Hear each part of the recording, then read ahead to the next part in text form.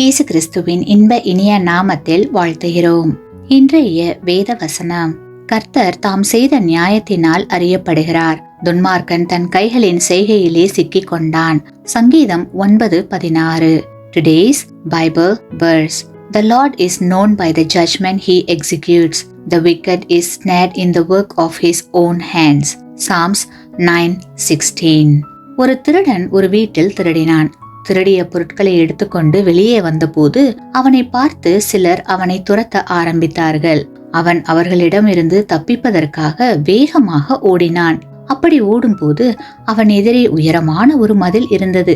அந்த மதிலை பார்த்தவுடன் அருகில் இருந்த ஒரு மரத்தின் மேல் வேகமாக ஏறி பாய்ந்து அந்த உயரமான மதில் மேல் குதித்தான்.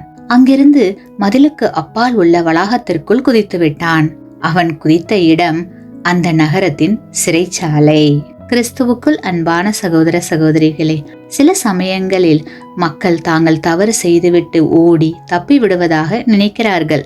ஆனால் இந்த திருடனை போல வசமாக மாட்டிக்கொள்கிறார்கள்.